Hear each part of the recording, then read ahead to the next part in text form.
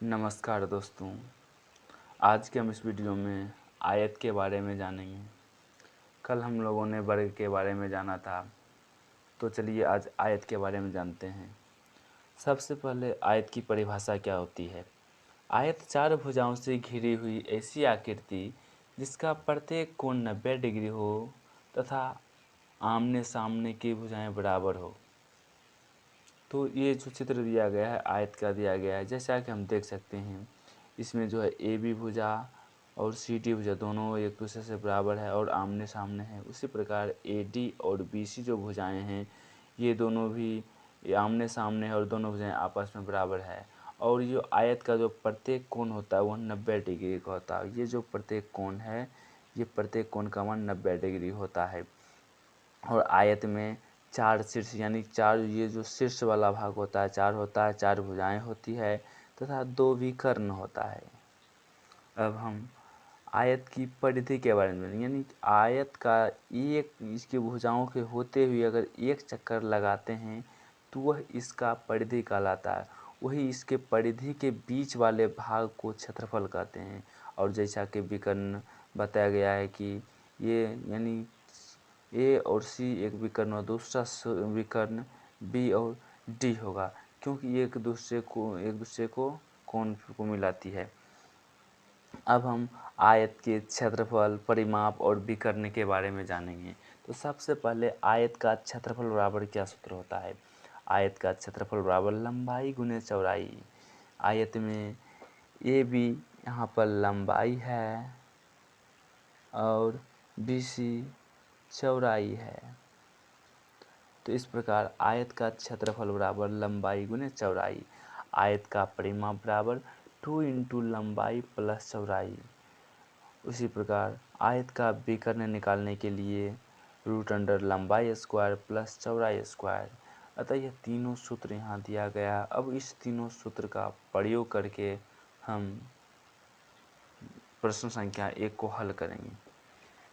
जैसा कि चित्र में दिया गया है, दिए गए आयत की लंबाई, सबसे पहले लंबाई लिख लेते हैं। लंबाई होगा 8 सेंटीमीटर। चौड़ाई दिया गया है 6 सेंटीमीटर। अब इसका हम परिमाप ज्ञात करते हैं। तो आयत का परिमाप के लिए सूत्र होता है आयत का परिमाप बराबर होता है 2 इंटू लंबाई प्लस चौड़ाई। 2 इंटू लंबाई प्लस चौड़ाई। अब हम लंबाई चौड़ाई की जगह पर उसका मान रखते हैं। तो लंबाई यहाँ पर 8 सेंटीमीटर है, चौड़ाई 6 सेंटीमीटर है। अब इसको जोड़ते हैं तो 2 गुने 8 6 यानी 14 सेंटीमीटर। इस प्रकार दोनों गुना करने के बाद 14 दूनी 28 सेंटीमीटर प्राप्त हुआ। अब आयत का क्षेत्रफल निकालते हैं। आयत का क्षेत्रफल के लिए सूत्र होता है आयत का क्षेत्रफल बराबर लंबाई गुने चौड़ाई। चूँकि लंबाई हमें पता है लंबाई है 8 सेंटीमीटर और चौड़ाई है 6 सेंटीमीटर। इस प्रकार इसका क्षेत्रफल 8 छके 48 सेंटीमीटर स्क्वायर। क्षेत्रफल हमेशा स्क्वायर में होता है, चाहे वो मीटर स्क्वायर होगा या सेंटीमीटर स्क्वायर या किलोमीटर स्क्वायर, हमेशा वह स्क्वायर में लिखा जाता है। अब हम आयत का विकर्ण निकालेंगे। आयत का विकर्ण बराबर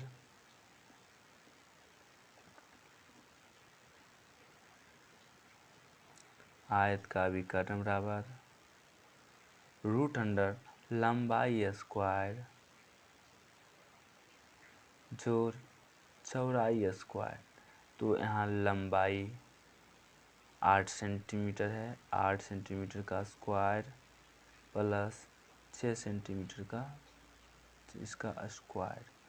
इस प्रकार हमें प्राप्त होगा 8 64 प्लस 6 छके 36 बराबर 100